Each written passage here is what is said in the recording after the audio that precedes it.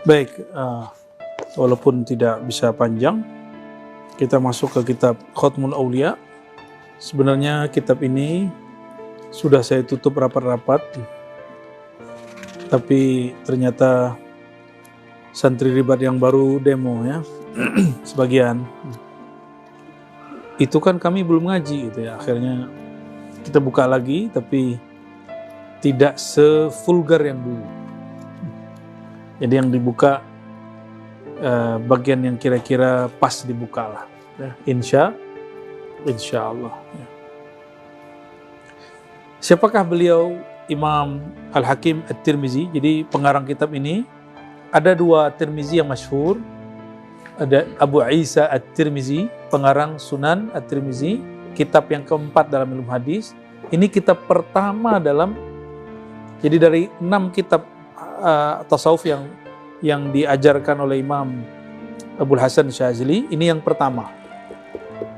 Ini yang nomor 1 secara tahun ya, secara tahun. Terus beliau ini kapan lahirnya gitu? Diperdebatkan lahirnya, tapi yang masyhur adalah tidak melewati tahun 210 Hijriah. Berarti sezaman dengan Imam Tirmizi, sezaman dengan Imam Muslim, sezaman dengan Imam Abu Daud, sezaman semua. Dan umurnya tua, umurnya lebih dari 100. Jadi wajar kalau kemudian beliau ketemu ulama-ulama besar. Siapa aja guru-gurunya? Nah, coba perhatikan, nanti ketemu di hadis-hadisnya. Dan kalau mau lihat di kitab-kitab sanad ada Nawadirul Usul. Di sini juga ada beberapa banyak riwayat hadis. Salah satu guru dia adalah gurunya Imam Bukhari, gurunya Imam Muslim, gurunya Imam Tirmizi, Abu Daud dan lainnya. Siapa itu? Ala wa huwa Qutaibah ibn Sa'id. Qutaibah ibn, kalau lahir anggaplah 210. Qutaibah bin Sa'id wafat 240. Umurnya berapa waktu ketemu Qutaibah? Anggap 210. Waktu ketemu dengan Qutaibah, anggaplah ketemu Qutaibah tahun terakhir dia wafat. 30 tahun, sudah dewasa. Tapi dia belajar sebelum itu. Ya, dia belajar sebelum itu. Maka jangan heran nanti dia lebih beruntung dalam bab sanad ini daripada Imam Ibnu Khuzaimah. Ibnu Khuzaimah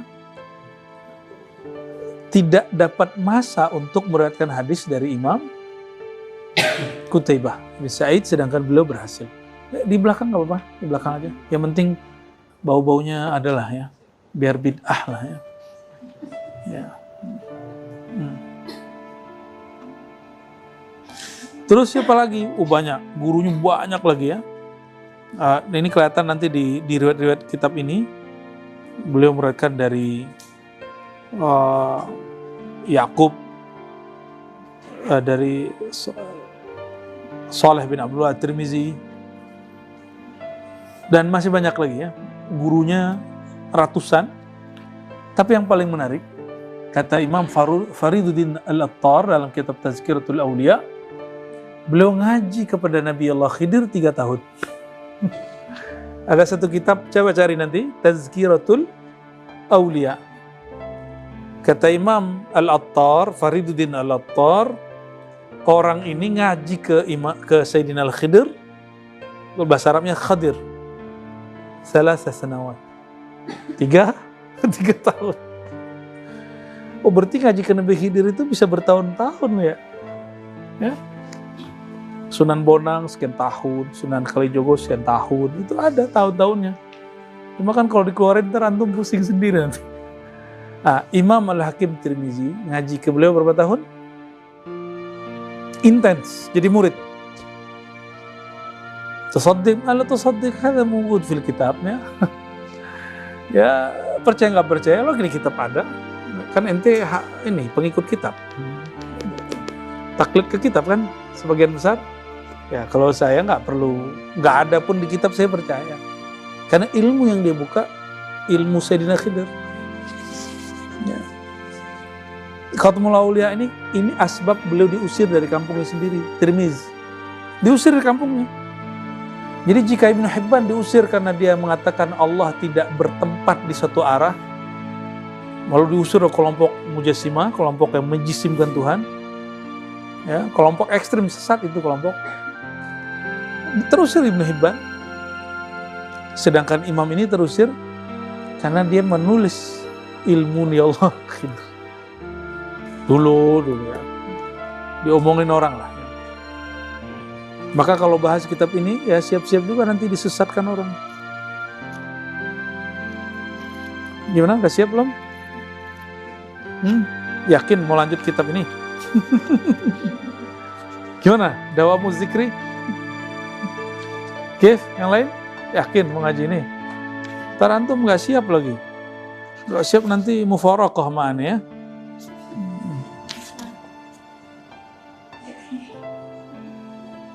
Tahu mufaraqah gak? Berpisah. Ya gak apa-apa, bisa-pisah aja. Mana la ahtaj ilaik. Saya gak butuh kalian kok. Saya butuh Allah aja. Antumul fuqara ilallah. Yang kita perlukan itu Allah. Emang Buya Aldomi perlu sama kalian? Buya Asfi perlu kalian? Enggak lah. Sorry gitu ya, Bia.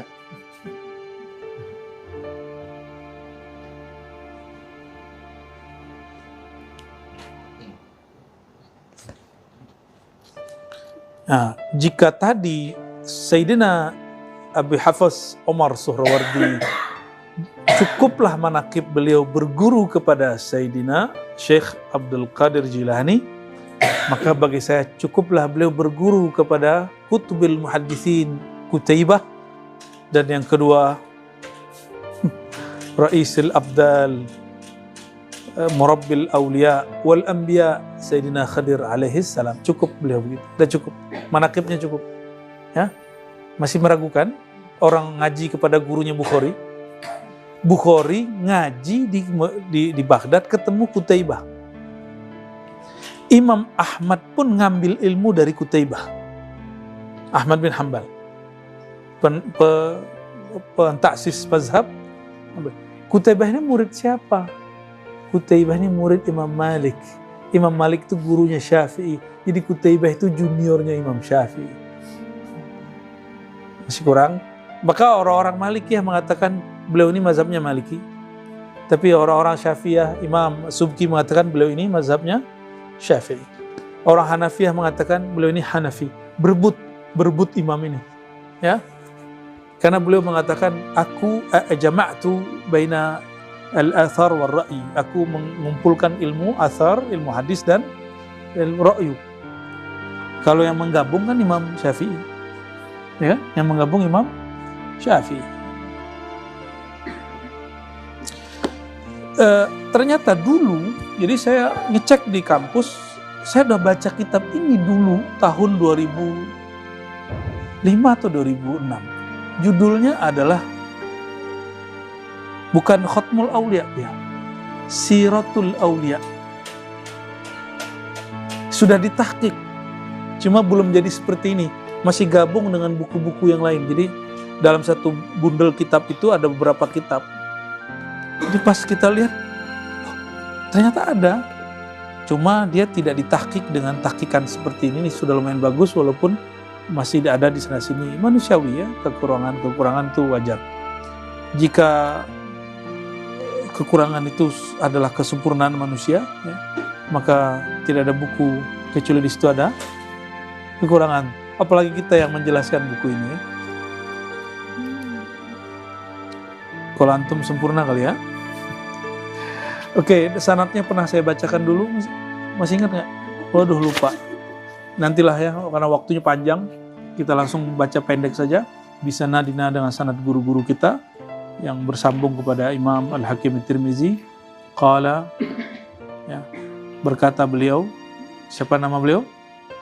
Beliau ini diperdebatkan namanya, apakah Abdullah atau Abu Abdillah, yang tepat kunyahnya Abu Abdillah Muhammad bin Ali, halaman 135 ya. Muhammad bin Ali bin Hasan bin Bishr Al-Hakim At-Tirmidzi. Yang begini nggak kitabnya? Nah ini 135, oh beda. Kayaknya lumayan bagus tuh, lumayan bagusnya. Al-Hakim At-Tirmidzi. Alhamdulillahi Rabbil Alamin wa sallallahu ala Sayyidina Muhammadin Nabi wa ala alihi ajma'in. Amma ba'du. Nah ini metodenya tanya jawabnya. Coba sekarang Dawami yang baca ya. Buya Alda nggak bawa kitab ya?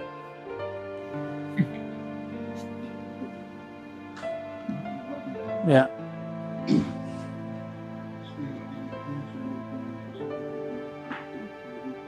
Yang kenceng, yang kenceng. Amma ba'du, innaka zakarta al-bahtha fi maqadatihi qa'ifatun minan nas fi sya'nin qalai. Wa sa'alta an sya'ni awliya wa manazilihim wa ma yalzamu subul qabul. Ya. Wali Ya, amma ba'du. Terjem dulu. Setelah itu, sesungguh engkau telah menyebutkan pembahasan tentang hal yang telah mendalam pada tentang tersebut sekelompok manusia tentang keadaan wali, Tentang hakikat kewalian. Ya. Engkau juga telah bertanya tentang hakikat para wali dan panggilan-panggilan mereka dan apa-apa saja yang lazim kita untuk mengetahui. Hal yang ariful wali di nafsu apakah orang wali itu mengenal kewajibannya dalam hati? Nah itu pertanyaan pertama. Jadi kitab ini uslubnya, metodologinya atau sistematika lebih pasnya. Jadi beliau menyusun kitab ini berdasarkan pertanyaan-pertanyaan. Apa pertanyaan dijawab, pertanyaan dijawab. Nah ini termasuk metode yang tidak pernah ada di kalangan ahli hadis sebelumnya. Makanya beliau dianggap ahli bid'ah oleh sebagian ahli hadis yang fanatik. Kenapa? Al-ilmu haddatsana. Ilmu itu engkau mengatakan guruku berkalam dari fulan dan fulan. Kalau belum enggak, ya, engkau bertanya mengenai hakikat wali, maka inilah jawabannya. Kira-kira begitu, ya. Apa pertanyaan pertama tentang kewalian? Wahal ya'riful wali? Nah, coba diterjemahin. Apakah Seorang wali tahu? Ngeri kan pembahasannya? Diterusin nggak nih? Hah? Diterusin nggak nih? Hah? Apakah wali itu tahu dirinya wali? Ntar ada yang nanya, emang situ wali, bahas kitab wali? Nah, saya jawab balik, lebih tinggi kitab ini atau Quran? Ini pertanyaan kita sudah kasih banyak orang. Mungkin dia nggak nyimak kali ya. Lebih tinggi kitab ini atau Quran? Kenapa ente berani kupas Quran? Quran kan lebih tinggi dari kitab ini. Toh? Ya? Jadi kenapa mereka berani? Jadi ngejek-ngejek kitab ini, pembahasan kitab ini, dan mengatakan kitab itu gak pantas diajarkan ke awam. Kita tanya balik. Kitab ini lebih mulia atau Al-Quran? Kan Al-Quran. Kenapa Al-Quran boleh diajarkan? Kan Al-Quran sumber rahasia. Ya, sumber ilmu dari Quran semua kok. Ini itu salah satu penjelas ayat ala inna awliya Allah la khaufun alaihim walahum yahzanun.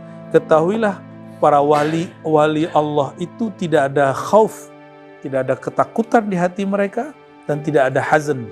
Mereka tidak bersedih. Penjelasan dari ayat itu jadilah kitab ini. Jadi kitab ini penjelas Quran. Paham? Maka buka kitab ini biasa nggak? Nah inilah hebatnya anak-anak ribatnya.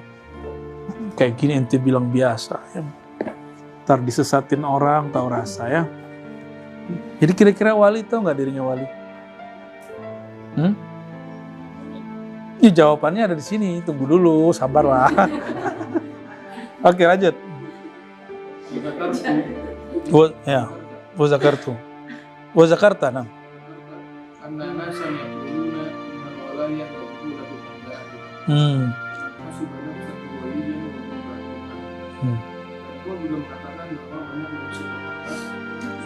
Deketin. Mati. Sesungguhnya kewalian itu tidak diketahui oleh wali itu sendiri. Ini kata manusianya sampai sekarang masih ada nggak? Masih ada orang begitu. Apa kata mereka? Innal walayata majhulatun inda ahliha. Kewalian itu tidak diketahui bahkan oleh si wali itu. Si wali itu nggak ngerti dirinya wali. Banyak nggak orang begitu ngomong hari ini? Nasan yaqulun. Ternyata orang begitu udah mati, muncul lagi orang begitu lagi, muncul lagi orang begitu. Masa ilmu nggak diupdate ya? Katanya kiai, katanya syekh, katanya habib, tapi kok ngomongnya sama. Kenapa pengetahuan mereka nggak di-upgrade dari dulu sampai sekarang? Itulah anehnya. Padahal kitabnya jelas dicetak dengan bahasa Arab. Cetakan apa tuh? Cetakan apa tuh? No. Ya, Mesir ya. Ini juga Mesir. Ini mana nih, Bia? Itu apa tuh, Bia? Cetakan mana? Tuh banyak. Bahkan ada yang tebel tuh ya. Bid'ah bener itu ya. Tuh, itu ada PDF-nya. Ini ada PDF-nya.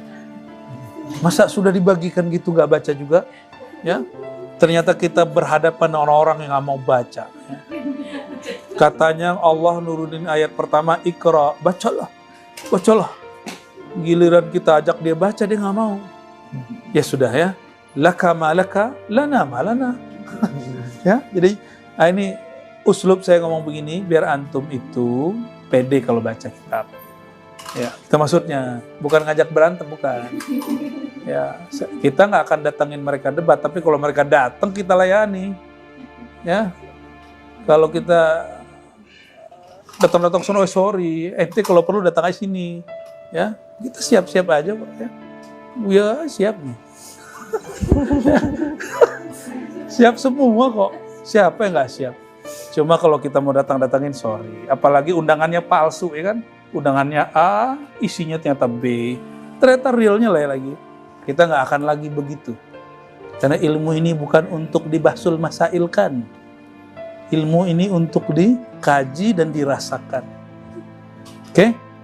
Itu maksudnya supaya antum wake up dikit ya. Biar nyadar dikit lah ya. Khair, lanjut.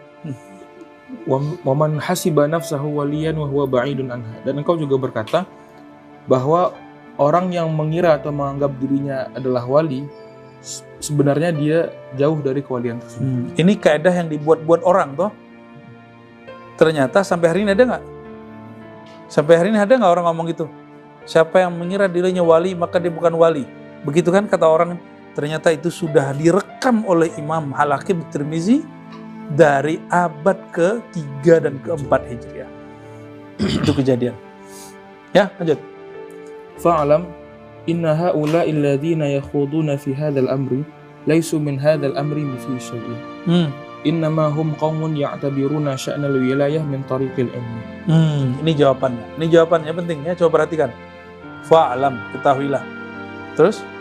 Maka ketahuilah, sesungguhnya mereka orang-orang yang sibuk berbicara pada urusan ini, yaitu urusan kewilayahan, sejatinya mereka tidak masuk ke dalam urusan ini sedikit pun. Laisu min hadzal amri fi syai'. Mereka tidak mengerti sedikit pun ilmu ini. Ya, mereka tidak mengerti sedikit pun mengenai ilmu ini. Mereka hanyalah sebuah kaum yang sekelompok kaum yang ya boleh lah itu. Sekelompok kaum yang mengibaratkan hakikat kewalian dari segi keilmuan mereka saja. Min tariqil ilm, al-ilmu bita'allumi. Coba ini kaidah. Innamal ilmu, ini hadis loh ya. Innamal ilmu itu hanya dengan ta'allum. Oke, sudah? Kalau Quran bitalaqqi, ta'allum juga, ngambil langsung dari lidah orangnya. Enggak bisa pakai YouTube. Kalau ilmu ini gimana? Ilmu ruhani, ilmu tasawuf, ilmu kewalian. Itu bizauq. Ilmu ini bukan ilmu data kitab semata. Kitab data itu diambil dari rasa itu. Futuhat Makkiyah 9 jilid, Ihya Ulumuddin, itu rasa yang diterjemahkan dari kolbu seorang wali jadilah kitab. Jangan dibalik. Jangan dibalik ya. Ya Allah, ikut minum Buya dia. Gak apa-apa Buya. Masa ya Baghiyah aja ngasih minum guguk ya kan? Masa kita nggak ngasih minum air? Kita baruk ya. Jadi yang benar gimana? Beliau lagi bicara tentang epistemologi. Masih ingat epistemologi? Loh ini ada ini tuh. Ada ininya nggak? Ada nggak ininya? Jadi beliau bicara tentang mustadrakat atau maqais al-ilm atau mi'yarul ilm atau boleh disebut juga epistemologi. Oke, contoh gini. Untuk merasakan manisnya gula itu dilihat atau diicip. Untuk mengetahui nikmatnya rendang dimakan atau ditonton atau dibasul masailkan.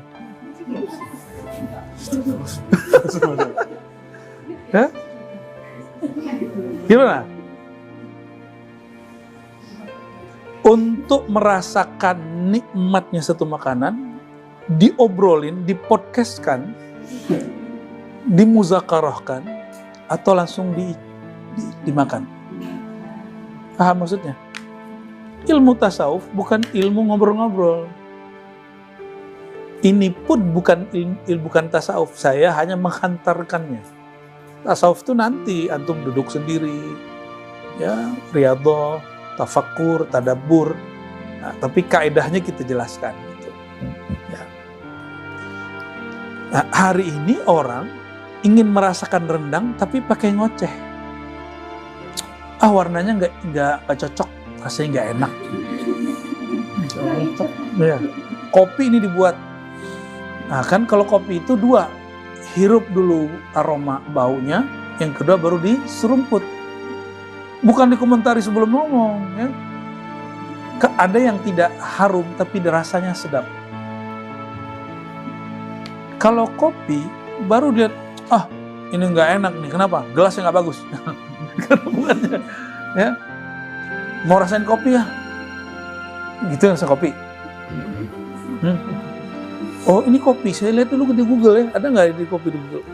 Memang begitu cara mengetahui kopi.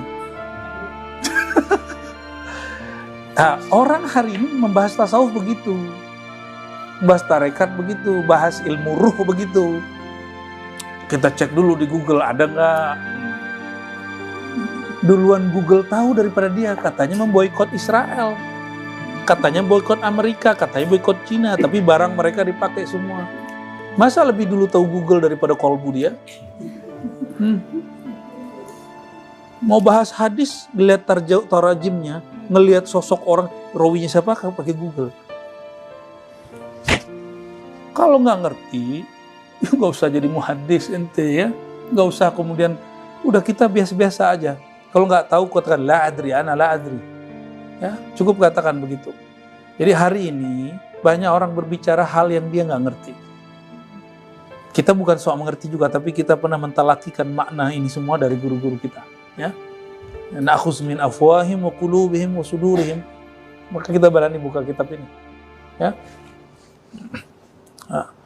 selama itu menerjemahkan kalam beliau, kata orang, maka saya terjemahin ulang. Inilah terjemahan. Jadi beliau lagi kalau bahasa orang hari ini ngenyek orang itu. Tahu bahasa Jawanya ngenyek nggak? Apa ya? Jadi nyinyiran orang luar, nyinyiran balik sama beliau, gitu. Paham maksudnya? Untuk membahas tentang perkara yang sifatnya angka-angka, itu pakai mata, pakai telinga, atau pakai pemikiran, pakai akal. 1 tambah 1 tambah 1 seperti itu. Itu pakai apa? Saya lihat dulu angkanya gitu kita. Atau difikirkan dulu angkanya berapa. Oke. Nah. Jatuh cinta itu pakai perasaan atau pakai pikiran? Hah? Pakai perasaan atau pakai pikiran? Kalau dipikir-pikir enggak sih kayaknya. Nggak masuk. Ya. Maka menempatkan sesuatu mesti sesuai tempatnya. Ada ilmu yang bita'allum, ada hakikat yang dengan zauq. Jangan hakikat ente ta'allum-ta'allumkan gitu. Ilmu hakikat kok dihafal-hafalin, maka ngafalin hikam konyol. Hikam itu suluk, kholwat, ikuti manhaj para arbabul qulub, ahli-ahli kolbu, nanti hikam itu nggak boleh dihafalin. Paham sendiri. Tapi kalau Sahih Bukhari, Sahih Muslim, Aqidah Asy'ariyah, mazhab Syafi'i, mesti bit ta'allum. Ngambil qiraat, mesti bit talaqqi. Musalsal dia. Ya. Nah, tasawuf itu gabungan semuanya, digabunglah semuanya. Maka tasawuf itu mulai dari bab kecil sampai yang syariat-syariat kita yang itu dipakai semua. Ya, nggak dipakai. Mau zikiran wudu nggak? Bener. Wudu pakai fikih nggak? Fikih bagian dari syariat nggak? Tuh. Jadi nggak ada yang paling lengkap mengamalkan hazad din, agama ini kecuali sufi. Ya. Ini sejauh yang kita lihat selama ini ya. Taib ya. Jadi kenapa muncul salah persepsi tentang hakikat kewalian? Karena salah persepsi dalam menggunakan epistemologi keilmuan, artinya salah pasang alat. Epistemologi itu alat keilmuan. Kalau objek pemandangan dilihat atau didengar? Benar. Suara dipandang atau dicicipi? Suaranya gurih gitu ya. Gitu. Pedus suaranya, pedus. Hah?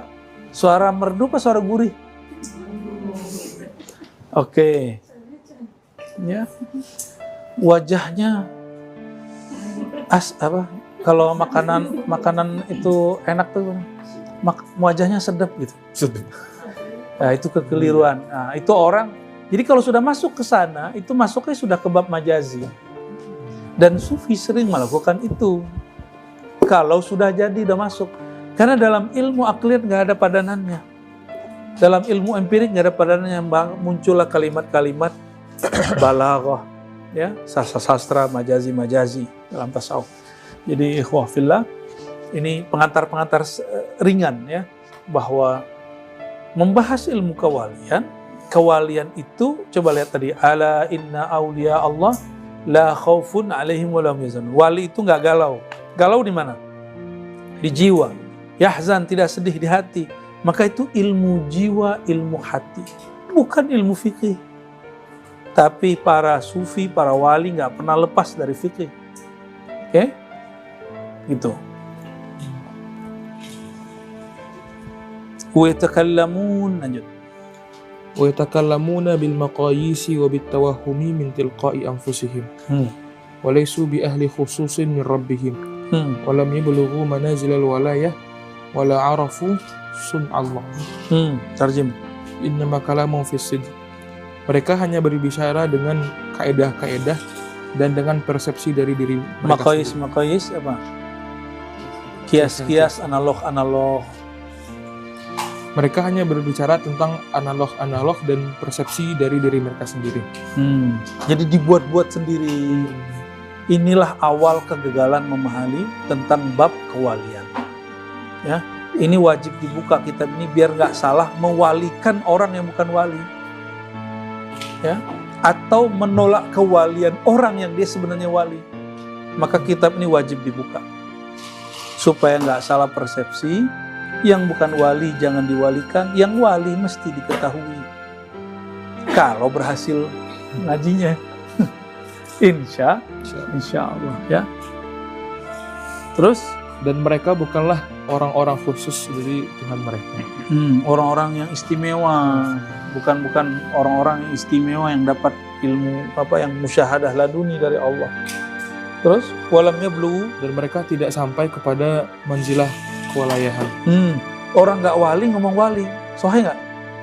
Bukan ahli fikih ngomong fikih, nyambung nggak? Bukan ahli rendang buat rendang, ngomentari rendang, nyambung nggak? Hari ini Ustadz nggak ngerti ilmu politik, ngomong politik, nyambung nggak?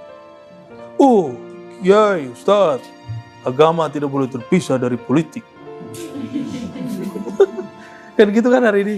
Maka kita Ustadz mesti bicara politik.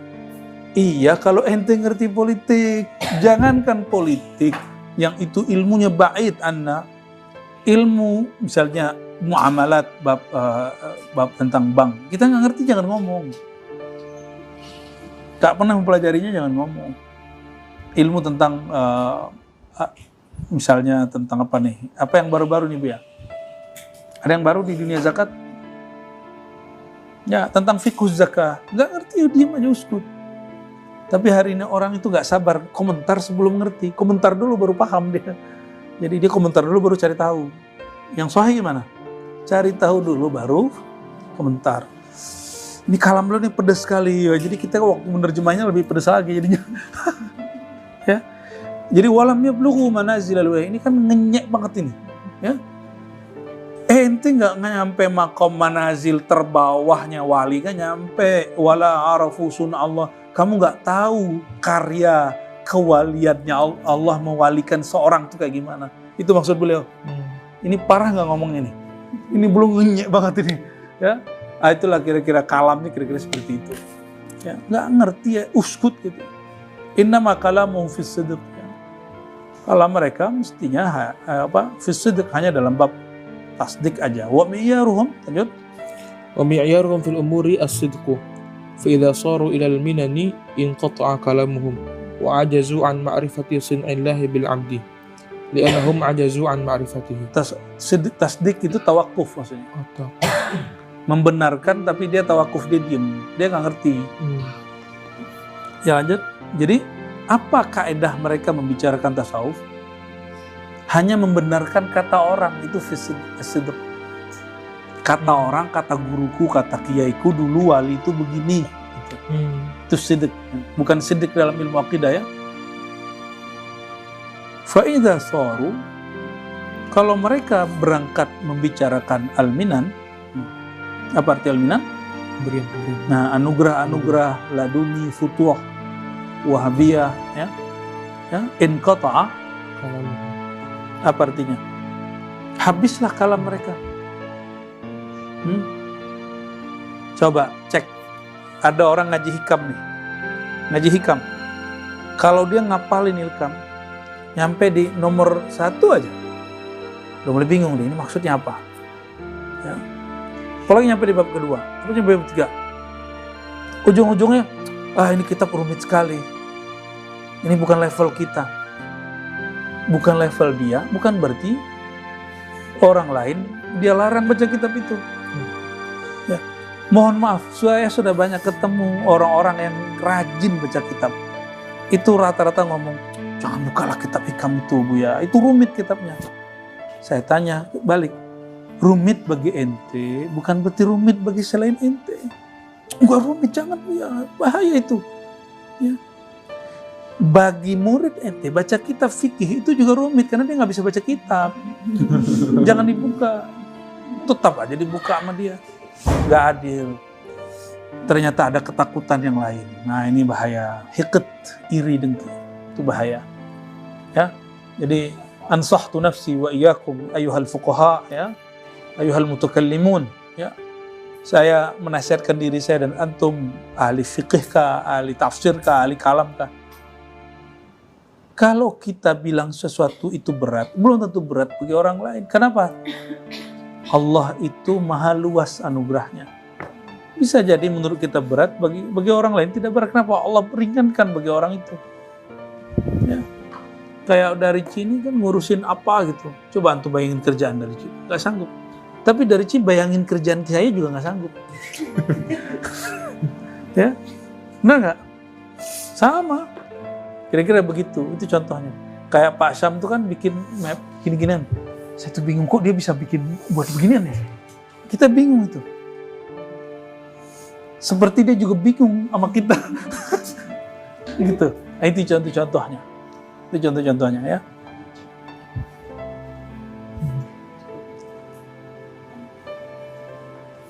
Jadi kalau kitab hikam itu kulluhu minan ayyuhal ikhwah. Semua yang dalam hikam itu anugerah. Maka baca kitab itu tergantung anugerah yang didapat di kolbu. Gimana? Semua orang kan dapat anugerah, masalahnya dia nggak membuka kolbunya. Bukalah kolbu itu, Allah masukin. Allah kan turunin terus. Hujan air turun ke bumi. Hujan ma'rifat turun ke hati. Ya. Hujan air turun ke hujan ma'rifat turun, bukalah hatinya. Pasti masuk ma'rifatnya. Dan itu nggak ngelihat umur. Saya tua aja nanti ngaji karakatnya. Kalau tua ente nggak kuat duduk lama, ini aja saya masih muda. Udah berapa kali ganti duduk dari tadi. Ya, kena kebanyakan duren di Lombok. Langsung asam uratnya. Insya Allah ya. Gak tahu bener nggak? Kalau makan durian asam urat, bener ya? Dia langsung dari tadi nggak tahan. Bolak lagi. Bu, bid'ah itu Bu ya.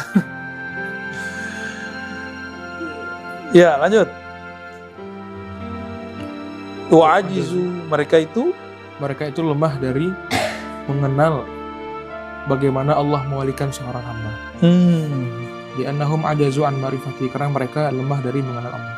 Ya, karena nggak kenal Allah, maka tidak tahu karya Allah bernama wali. Cara Allah mewalikan seseorang. Coba, orang ahli nahu tahu nggak caranya jadiin murid pakar nahu? Tahu. Ahli qiraat bisa nggak ngajarin muridnya ahli qiraat? Ahli silat tahu nggak cara jadiin muridnya jawara? Ini kan ada pelatih nih. Ini pelatih taekwondo bukan? Iya. Ahli karate nih. Ada Ustadz nih. Dan 4 kan? Saya dan koma. Dan 3 ya. Itu yang agak tinggi itu Paman Birin tuh. Dan berapa itu? 6 apa 7? Saya lupa. Termasuk yang tinggi sekarang. Mungkin paling tinggi barangkali di Indonesia. Kalau orang dia tahu dan dia pernah mengalami cara berkarate, bersilat, bertaekwondo, apapun lah itu, maka dia tahu nanti cara ngelatih orang jadi hal yang sama. Kenapa wali majzub tidak mampu menjadikan orang menjadi sufi, menjadi murid? Karena dia nggak pernah jadi murid. Wali majzub itu langsung ditarik oleh Allah. Itu sebabnya semajzub apapun antum harus dikembalikan lagi menjadi murid, supaya nanti bisa membimbing murid baru. Gitu ya. Jadi gimana? Yang tahu cara bikin ahli ilmu, orang yang berilmu. Yang tahu cara bikin silat, ahli silat, orang yang mengerti silat. Yang mengerti tentang Allah, mengerti tentang ma'rifatullah, yang diberikan ilmu tentang musyahadah, ma'rifat dan segala macamnya, dia tahu ilmu cara Allah ngangkat wali. Bikin wali, ngerti dia. Jadi perkataan beliau maksudnya apa? Hari ini banyak orang bicara kewalian, dia nggak mengerti metodologi kewalian. Itu maksud beliau. Buya Al-Domi ini kan dokter yang sering membimbing calon dokter. Karena beliau pernah dokter, maka tahu cara ngata-ngatain calon dokter supaya cepat jadi dokter, benar nggak? Udah berapa orang jadi dokter, Bia? Sudah lumayan ya? Sudah lumayan. Apa maksudnya? Mesti dia ngalamin itu, dia tahu ilmunya, maka dia tahu cara ngata-ngatain orang sama calon dokter. Padahal lebih mudah dari yang diuji. Jadi pembimbing lebih mudah dari yang dibimbing. Nah inilah orangnya. Ya. Kalau saya udah jarang bimbing Bu ya, udah jarang Bu ya. Yang sering Bu ya sekarang. Kita sering menghindar. Kita termasuk cuma nggak sesering Bu ya. Seringnya nggak bisa. Pernah juga mahasiswanya nggak sanggup. Nggak sanggup mau gaji ketemuannya. Ya, ketemu hari apa, nggak jadi ketemu. Ya. Dan saya senang sekali Buya Aldomi jadiin Ribat jadi base camp bimbingan itu dulu saya begitu. Ya, semoga diterusin terus biar itu menjadi berkah lah itu. Ya. Banyak dokter jadi di situ tuh. Alhamdulillah. Khair. Maksudnya apa tadi? Banyak orang yang dia membicarakan kewalian, dia nggak tahu metodologi kewalian. Bahkan salah satu guru kita ngomong, bahkan ada wali yang nggak ngerti dirinya wali. Itu benar. Itu wali am. Wali yang tapi yang dimaksud oleh beliau ini bukan wali am. Di kitab ini wali yang khas, wali yang benar-benar wali itu. Ya. Ngeri kali nih bahas-bahas wali ya. Ya. Coba lihat nanti di ayat kalau ada kalimat ya, tasnaun. Ya, unik itu. Waman ajaza atau ajiza ya di tasrifnya. Waman ajiza, siapa yang tidak sanggup mengenal Allah, maksudnya nggak punya ilmu ma'rifatullah, boro-boro dia tahu cara Allah ngangkat wali. Kalau ilmunya duluan Google tahu daripada dia, duluan YouTube tahu daripada dia, udahlah ente uskut, jangan kemudian ngejek-ngejek orang bahas kewalian. Gitu maksudnya, ya.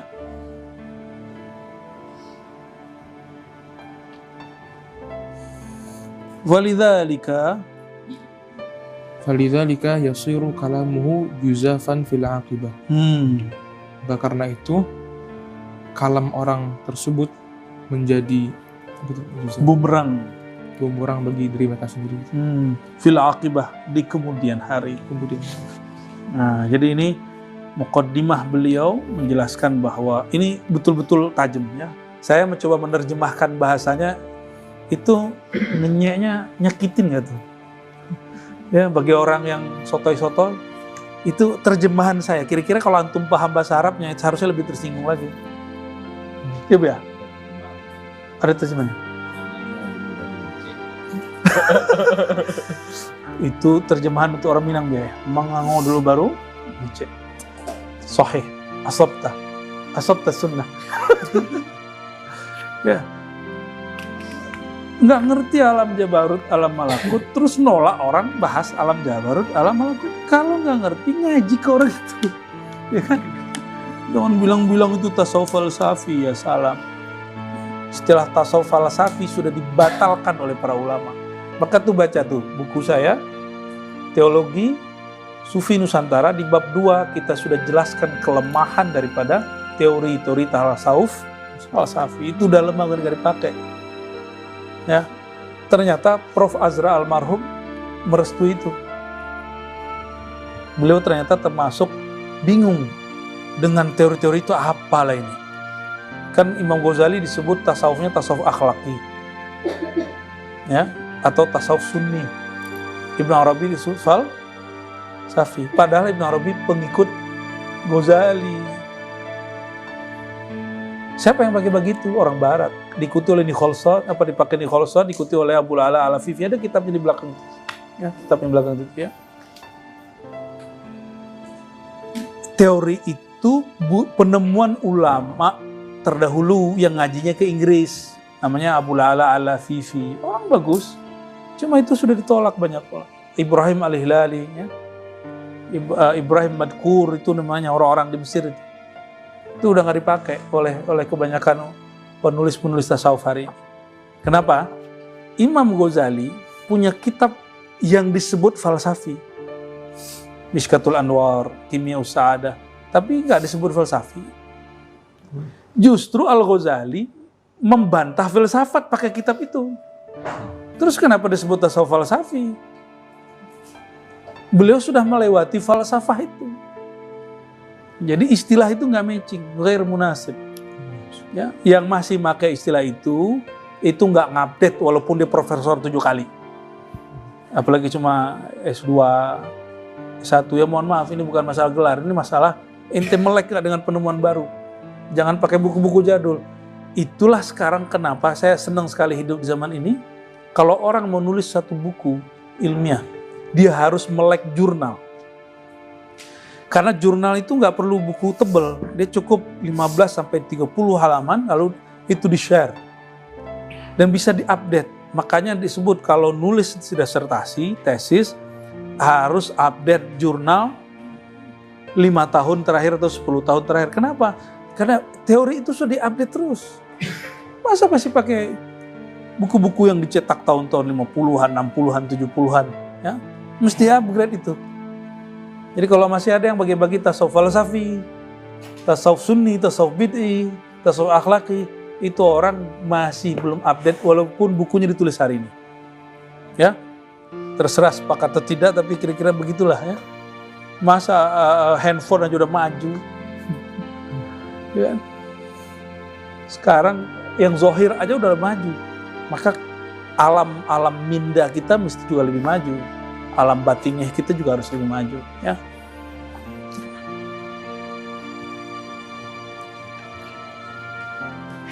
Nah, kita sebelum tutup kita bacalah 2 atau 3 paragraf dari halaman 136 ya. Wal awliya indana ala sinfaini. Sinfun awliya'u haqqil. Sunfi awliya'i haqqillah wa sunfi awliya'illah wa kilahuma yahsibani annahuma awliya'ullah. Nah, ini jawab beliau. Kalau dalam ilmu kewalian, wali yang hakiki itu ada 2. Ini boleh dibaca badal sinfin, sinfain, sinfi awliya'i haqqillah. Boleh dibaca dengan tarkib baru. Ya, sinfu awliya'i haqqillah, ya. Tapi yang pas badal ya, lebih pas. Kelompok pertama aulia haqqillah, yang kedua auliaullah. Dua-duanya adalah wali Allah. Fa amma waliyu haqqillah, farajulun sebentar dulu. Kedua-duanya yahsubani annahuma, mereka menyadari dirinya wali. Jadi tidak benar seperti yang dikatakan sebagian orang bahwa dia tidak mengerti wali. Saya ingin kasih mulahazat sedikit. Pandangan itu berkembang di kalangan ahli kalam, diwakili oleh Ibnu Furak. Maka Ibnu Furak diselisihi oleh orang setelahnya, yaitu Imam Al-Qushairi. Arisal Al-Qushairi. Kata Ibnu Furak, wali nggak tahu dirinya wali. Kata Imam Qushairi, jadi ma'rifat berkembang. Di kalangan para wali pun ada teori yang berkembang. Ada yang mengatakan wali nggak tahu dirinya wali, sudah dibantah. Dan kalam yang bantahan ini sudah disepakati. Apa kata Imam Qushairi? Enggak, wali tahu dirinya wali. Gitu, ya. Ternyata jauh sebelum Qushairi ada Al-Hakim At-Tirmizi. Jadi Qushairi itu mengikuti Imam jadi kita jadi tahu kemana puzzle-nya. Jadi kalau dibuat Imam Al-Hakim At-Tirmizi diikuti oleh siapa nanti? Diikuti oleh banyak ulama. Dan generasi berikutnya Al-Qushairi. Sedangkan yang tadi itu, ya, kalam yang tadi nasun. Siapakah nasun itu? Kalam itu diikuti oleh beberapa orang. Di sini ada Ibnu Furak. Siapa Ibnu Furak? Imam Furaqni yamil ila ta'wil aktsar. Dia punya kitab mentakwil dahsyat sekali. Untung kita mengerti manhajnya, jadi kita nggak salah paham mengatakan dia seorang Mu'tazilah. Ternyata dia generasi ketiga setelah Imam Asy'ari. Ya, beliau ahli kalam. Sedangkan ini ahli tasawuf. Kalau pembahasan kewalian cocoknya di kalangan ahli kalam atau tasawuf. Maka yang jadi rujukan siapa? Oke, ya. Jadi yang sekarang disebut linear. Jadi kepada ya teman-teman pengajar, dosen, jangan ngeluh dengan adanya jurnal, jangan ngeluh dengan istilah linearitas. Itu bagus. Itu apa yang pernah dicontohkan oleh para ulama kita dari dulu, ya. Sedikit lagi. Adapun wali haqqillah yang pertama, fa amma waliyyu haqqillah farajulun afaqa min sakratihi fataba ila Allah ta'ala wa azama 'ala al-wafa'i lillahi ta'ala bitilka at-taubah fanazara ila ma yuradu lahu fil qiyam bihadzal wafa'. Maka adapun wali haqqillah, maka itu adalah seseorang yang telah bangkit atau telah bangun dari kemabukan. Kemudian dia bertobat kepada Allah dan berazam, bertekad untuk menyempurnakan janji tersebut, yaitu bertobat kepada Allah. Kemudian dia memandang kepada apa saja yang mesti dia lakukan terhadap pemenuhan janji tersebut. Oke, ada wali haqqillah.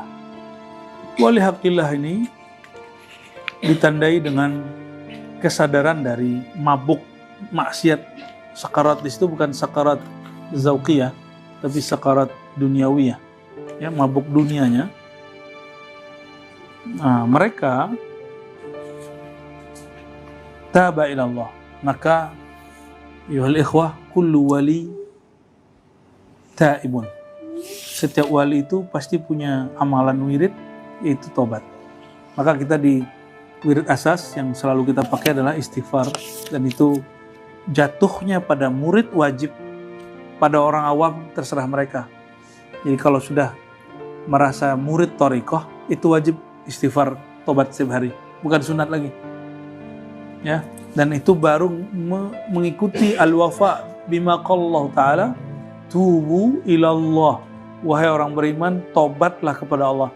Yang menjawab seruan ini, walam ara al-yawm fid dunya man waffa bihadzal amr illa sufi wal muridun, ya. Jadi yang melakukan itu hari ini kita nggak lihat kecuali para sufi dan murid-murid mereka, ya. Dan kita berdoa semoga kita bagian dari mereka. Amin ya rabbal alamin, ya. Ini wali haqqillah, amalan wajibnya taubah, ya. Jadi ma alamatu hadzal wali sidqut taubah. Apa ciri-ciri wali yang level ini? Itu kesungguhan dalam bertobat, ya. Tobat itu nggak hanya dari dosa zahir, tapi yang paling berat dosa batin. Dosa batin itu hati kesel, prasangka kepada Allah, apalagi prasangka urusan rezeki. Makanya Ibnu Athaillah nulis kitab Isqatut Tadbir setebal ini, karena ada orang yang penyakit hatinya adalah dia masih galau masalah jaminan Allah Subhanahu wa Ta'ala. Ini galau nggak? Galau masalah jodoh nggak? Halo? Kalau laki-laki galau masalah rezeki, duit. Ntar kalau nikah gimana kerjanya? Coba tanya ke beliau berdua ini. Misterius loh rezeki mereka ini. Misterius sih. Saya juga ngalamin itu. Coba tanya ke beliau-beliau yang sudah menikah itu. Benar aja sama. Misterius loh. Dulu itu kerjanya ngambil karet itu di Jambi. Sekarang jadi bos mebel dia kan. Ya, dari dulu tiduran di Moro Jambi tuh. Ya, tiduran di masjid tempat kita ngisi kemarin tuh. Masya Allah. Tapi ketika mereka menjalani proses itu, ya proses kegalauan itu ada. Nah, sama lah. Sama beliau-beliau Buya ini sama. Jadi jangan kaya dulu, nikah dulu baru kaya. Ya, jangan kaya dulu baru nikah. Nikah dulu baru kaya. Nggak nyambung ya. Barangkali itu teman-teman, ini contoh aja, contoh ya. Jadi tobat kita sekarang tidak hanya dari tobat yang zahir, tapi yang paling penting tobat yang batin ya. Wa inda awliya illa ya, al-ghaflah walau lahzah zanbun. Jadi bagi para awliya illah itu lalai sedetik saja itu mereka menganggap itu dosa dan mereka bertobat. Nanti coba aja lihat. Antum kalau udah talqin zikir, lalu mengamalkan zikir, terus lupa sebentar aja, itu kita nggak enak loh. Langsung tobat kepada Allah. Itu aulia ilah zakirin. Ada aulia ilahil arifin, itu beda lagi. Aulia ilah arifin babnya adab, babnya kemakrifatan. Nah, oleh karena itu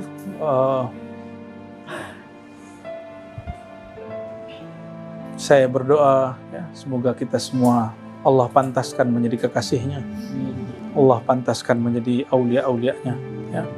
Semoga kita, guru-guru kita, keluarga, keturunan, dan semua teman-teman yang hadir dan yang mendengarkan kajian ini, Allah berkahi kolbunya dengan nur, Allah jadikan ruhnya ditawaf ya, bertawaf di arsyullah, dan Allah jadikan nufus kita khadimah, berkhidmat, dan Allah jadikan semua yang ada ini adalah bukti bahwa kita hamba Allah Subhanahu wa taala.